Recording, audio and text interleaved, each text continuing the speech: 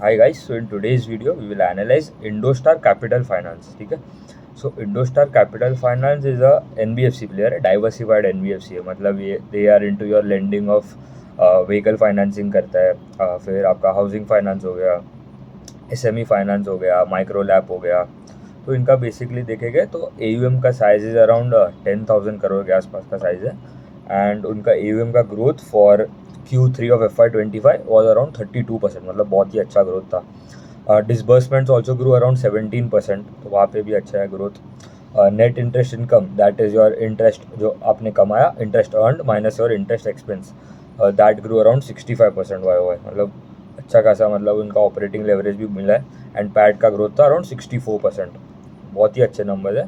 And उनका जो देखेंगे तो उनके जो डिवीजन है, मतलब उनका कहाँ कहाँ पे वो AUM का मिक्स देख लेते हैं, तो उनका अराउंड 70% ऑफ द बुक जो है AUM का, that comes from your vehicle financing, मतलब आपके ट्रैक्टर्स हो गए, ट्रक्स हो गए, कमर्शियल व्हीकल्स जो बोलते हैं, तो उनका उनका फाइनेंसिंग रहता है, तो that contributes to around 70% of the book. उसके बाद आपका आता है हाउसिंग फाइनेंस। तो हाउसिंग फाइनेंस के लिए उनका उनका एक सेपरेट सब्सिडरी है, निवास हाउसिंग फाइनेंस। उनका पहले एक अलग नाम था, इंडोस्टार होम फाइनेंस करके था, वो अभी रीनेम करके वो लोग ने निवास हाउसिंग कर दिया है। बट ठीक है, वो मतलब कंसोलिडेट ही देखना है, मेन तो वही है। एंड उनका housing finance contribute to around 26%, मतलब ये होम लोन हो गया, आपका लैप हो गया, लोन अगेंस्ट प्रॉपर्टी जो बोलते हैं। फिर उनका SME फाइनेंस इज अराउंड 4%।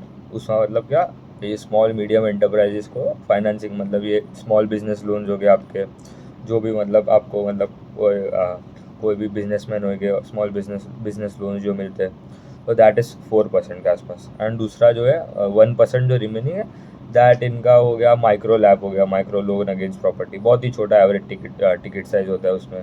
फिर कॉर्पोरेट लेंडिंग, तो उनका है ना, पहले इन FY 2018 उनका द कॉर्पोरेट बुक, मतलब कॉर्पोरेट बुक मतलब क्या आप बोल सकते हो, होलसेल बुक जो बोलते हैं हम, मतलब ये जो लेंडर्स, कॉर्पोरेट फाइनेंसिंग, मतलब इंफ्रास्ट्रक्चर लोन्स जो होते हैं आपके, बड़े बड़े फाइनेंसिंग, मतलब कॉर्पोरेट्स को लोन देते हैं, तो that contributed to around 74% of the book. And वो ज़्यादा रिस्की पोर्शन होता है बुक का, क्योंकि वो वॉलेटाइल होता है, मतलब कभी भी रियल एस्टेट मार्केट ऊपर नीचे होता है तो इनको प्रॉब्लम होता है। तो wholesale is usually not better, मतलब ठीक है वहाँ पे, बट उनको वहाँ पे जो स्प्रेड जो होता है आपका, दैट इज़ वेरी लेस, क्योंकि बड़े बड़े कॉर्पोरेट्स को जब लोन देते हैं उनको they need at a cheaper rate. तो उनका अराउंड 74% जो बुक था AUM का, that was coming from corporate वाला, होलसेल वाला बुक। एंड रिटेल वो जो रिमेनिंग 26%, रिटेल मतलब हम जैसे लोग को, मतलब नॉर्मल जो कस्टमर्स होते हैं उनको जो लोन देते हैं, इंडिविजुअल्स को। तो अभी इन इन FY 2018 में 74 था वर्सेस 26 था अपना रिटेल वाला, तो 74 वॉज कॉर्पोरेट। अभी बाय Q3 ऑफ FY 25 खाली 2% हो गया अभी कॉर्पोरेट का, एंड जो 98% है दैट इज़ रिटेल। तो बहुत ही अच्छा किया है उन्होंने। तो इसलिए मतलब जब भी मतलब आप ऐसा देखते हो ना, मतलब retail portion of the book is increasing. जैसे one more company present, that is L&T finance करके, उनका भी रिटेल बुक पहले अराउंड 50% के आसपास था, वो अभी अराउंड 97-98% के आसपास आ गया है, वो भी अच्छा है। फिर उनका देखेंगे तो इनका एक्चुअली AUM जो है ऑफ द कमर्शियल, मतलब उनका एक सब्सिडरी है निवास हाउसिंग, एंड जो उसके उसके उसके सेपरेटेड है दूसरे सब, मतलब उनका व्हीकल फाइनेंसिंग हो गया, SME फाइनेंसिंग हो गया, एंड मतलब माइक्रो लैब वाला सेगमेंट। तो उसका अगर देखूँ तो ग्रोथ वॉज अराउंड 33%, जो इनका जो इंडोस्टार कैपिटल जो है उनका स्टैंड अलोन बोल रहा हूँ, कंसोलिडेटेड में आपका निवास हाउसिंग भी आ जाता है, उसमें 33% ग्रोथ था। GNPA was around 4.92% versus 4.97% quarter and quarter का, मतलब कम हुआ है, वो अच्छा है। And NNPA was around 2.7 versus 2.5, तो वो थोड़ा बड़ा है, क्योंकि प्रोविजंस थोड़े कम किए उन्होंने, इसलिए, क्योंकि GNPA minus your provision is your NNPA। And collection efficiency देखो तो collection efficiency was around 95%, 95.2% versus 92.5%। Collection efficiency क्या होता है, अगर इफ़ यू आर आप अगर एक NBFC हो एंड आपको you have done the calculation and you got a number that ये महीना मुझे 100 rupees I will get as a EMI from cumulative from all the customers मिला के, मुझे 100 रुपीज़ मिलना चाहिए ये महीना EMI में, but you only got 95 rupees, तो योर कलेक्शन एफिशिएंसी इज 95%, ऐसा देखना पड़ेगा। तो कलेक्शन एफिशिएंसी जितना ज़्यादा होता है उतना बेटर फॉर द कंपनीज। उनके जो टॉप स्टेट्स है मतलब they are south south southern India में ज़्यादा प्रेजेंट है, तमिलनाडु में ज़्यादा प्रेजेंट है, तेलंगाना में ज़्यादा प्रेजेंस है, आंध्र प्रदेश में भी है एंड महाराष्ट्र में भी है, मतलब मेजर स्टेट्स बोल रहा हूँ आपको। दूसरा देखेंगे तो इनके जो अभी जो निवास हाउसिंग फाइनेंस है उसका जो ग्रोथ था दैट वाज अराउंड 35%, मतलब स्टैंड अलोन फॉर निवास हाउसिंग फाइनेंस, तो वो भी बहुत अच्छा है क्योंकि कंपनीज पूरा जो अफोर्डेबल हाउसिंग वाला जो सेगमेंट है, अफोर्डेबल हाउसिंग फाइनेंस लाइक और companies like home first finance हो गया, फिर एप्टस वैल्यू हो गया, इंडिया शेल्टर हो गया, दैट आर ग्रोइंग अराउंड 28 30 35% के आसपास सबका ग्रोथ आ रहा है। आवास का ग्रोथ अराउंड 20% के आसपास आ रहा है, तो मतलब बहुत ही अच्छे टेलविंड्स है वो सेक्टर में। वो सेक्टर है, फिर ज्वेलरी सेक्टर है, ऑल द सब प्लेयर लाइक कल्याण हो गया, टाइटन हो गया, सबका ग्रोथ आ रहा है अराउंड 40 35 20% के आसपास। फिर वैल्यू रिटेल स्पेस है, मतलब या कंपनीज लाइक V2 रिटेल हो गया, स्टाइल बाज़ार हो गया, ट्रेंड हो गया, all are growing around 60 40%। Trend का थोड़ा कम हो गया, 40% के आसपास आ गया।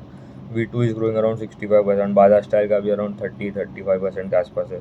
तो वो भी मतलब देखना पड़ेगा, जहाँ पे टेलविंड ज़्यादा होते हैं सेक्टर में, मतलब all the companies are performing well, तो वहाँ पे जो कंपनीज का जो री रेटिंग होता है that is much, the probability of री रेटिंग इज़ बेटर वहाँ पे। फिर देखेंगे तो इनका जो नेट इंटरेस्ट मार्जिन है फॉर निवास housing finance that was around 6.1% versus 8.1%, मतलब कम हो गया। Net interest margin is basically और आपने जो इंटरेस्ट अर्न किया माइनस जो आपका interest in expense divided by total assets, and उनका जो GNPA था that was around 1.6% versus 1.3% YoY। ठीक है, उतना स्टेबल है, मतलब ये सेगमेंट मतलब हाउसिंग फाइनेंस वाला सेगमेंट सिक्योर्ड होता है, मतलब उसके मतलब आपके कोलेटरल के अगेंस्ट ही होता है, आपका जो घर लिया होगा, जो भी लिया होगा। लैब में भी लोन अगेंस्ट प्रॉपर्टी होता है, तो उसमें मतलब asset quality is not a major issue. NNPA was around 1.2% versus 0.9% YoY। And जो यील्ड होता है, yield is the rate at which Niwas housing मतलब IndoStar will lend money to its customers, that was around 15.3% versus 15%, तो yield बढ़ गया है। Cost of boring आ गया around 10% के आसपास वर्सेस 9.5%, तो कॉस्ट ऑफ बोरिंग भी थोड़ा बढ़ गया। एंड स्प्रेड ओवरऑल देखूँ तो थोड़ा कम हुआ है, इट वाज अराउंड 5.3% वर्सेस 5.6% हुआ है। एंड अगर मैं देखूँ ना निवास हाउसिंग का ROE number is around 10.5% versus 9.1% quarter and quarter, तो वो इम्प्रूव हुआ है। And ROA was around 3 versus 3 quarter and quarter, ROA stable ही है, ROE इम्प्रूव हो रहा है, तो वो अच्छा है। एंड उनका जो 30+ DPD है, 30+ DPD वॉट ऐसे DPD होता है और डेज पास ड्यू, ठीक है, तो 30+ डेज पास ड्यू उसका मतलब ऐसे कस्टमर्स जिसके एटलीस्ट 30 डेज पास्ट हो गए उसके EMI के डेट से, पर उन्होंने अभी भी उनका जो EMI है वो पे नहीं किया है, तो वो जो अमाउंट होएगा that lies into your 30+ DPD, तो 2.8% है अभी उनका DPD, 30+ DPD versus 2.5 quarter and quarter, तो थोड़ा ख़राब हुआ है एसेट क्वालिटी। सब कंपनीज का हुआ है, ऐसा नहीं है कि खाली इंडोस्टार का हुआ है, सब मतलब अभी तो थोड़े प्रॉब्लम्स ही चल रहे हैं वो सेक्टर में। तो मतलब ऑल द कंपनीज लाइक आपके मेजरली ये तो NBFC है, तो दूसरे NBFC लाइक आपके हो गए 5 स्टार फाइनेंस, 5 स्टार बिजनेस हो गया, SBFC फाइनेंस हो गया, मनी बॉक्स फाइनेंस हो गया, L&T फाइनेंस है, उनका भी मतलब सबका थोड़ा थोड़ा प्रॉब्लम तो है ही। और Q3 में तो अभी देखते हैं क्या होता है। बट इनका अगर मैं कंसोलिडेटेड ROE देखूँ, मतलब पूरे जो कंपनी का ROE, मतलब ये जो CV वाला जो पोर्शन है वो, एंड ये जो निवास हाउसिंग का ROE, मतलब निवास का अराउंड 10.5 है जो उनका सब्सिडरी है, बट ओवरऑल देखूँ तो दैट इज जस्ट अराउंड 3% के आसपास, मतलब 3% का ROE, मतलब दैट डजेंट क्या बोल सकते हैं, कोई वैल्यू ऐड ही नहीं कर रहे, मतलब शेयर होल्डर्स के लिए अराउंड 3% का ROE दे रहे हो आप, बट ग्रोथ अच्छा है। अभी उन्होंने बोला भी था लास्ट कॉन कॉल में कि they are taking steps to improve the ROE number, leverage भी बढ़ाने वाले हैं। कि ROE क्या होता है, और ROA जो होता है multiply by your leverage. Leverage is basically आप कितना उठा सकते हो लोन, मतलब आप 1 रुपये के डेट टू इक्विटी जैसे ही समझ लो, सिमिलर। तो for one rupee of equity if you are taking 3 rupees of debt, your debt to equity is around 3। तो मतलब अभी देखेंगे तो 5 स्टार का जो 5 स्टार बिजनेस फाइनेंस है उनका ROE इज अराउंड 18 19%, बट उन्होंने तो गाइडेंस कम कर दिया, तो मतलब वो तो ठीक है, वो नहीं देख सकते। फिर SBFC का भी अराउंड अच्छा है, अराउंड 12 13% के आसपास का ROE है, एंड वो इम्प्रूव भी हो रहा है आगे जाके। बट इनका अभी 3% का ROE है, मतलब उसमें तो देखेंगे तो that is not good comparative to other competitors, मतलब दूसरे कंपनीज है that are growing more than 30% in that segment. मतलब ये कंपनीज लाइक आपका इनका जो व्हीकल फाइनेंसिंग का अराउंड 70% बुक है। दूसरा कंपनी है यार चोला मंडलम, चोला फाइनेंस, दैट उनका तो book is around 1 lakh crore के आसपास का AUM का साइज है, and they are also growing around 33% का AUM ग्रोथ आ रहा है AUM का। तो उनका भी around 50% of book is into vehicle financing, and उनका ROE भी अच्छा ही है, अराउंड 14% के आसपास। फिर मनबा फाइनेंस करके, that is a very small company देखेंगे तो कंपेयर टू इंडोस्टार भी। उनका तो अराउंड 2000 करोड़ इतना ही होगा, 1000 करोड़ के इतना ही होगा AUM का साइज, उनका भी ROE अच्छा है। तो ट्रैक करना पड़ेगा, अगर ROE का नंबर इंप्रूव हो रहा है, कुछ नहीं समझ आता है तो हम ROE नंबर देखते हैं और क्रेडिट कॉस्ट देखते हैं। तो ROE अगर इम्प्रूव हो रहा है तो company is moving in the right direction.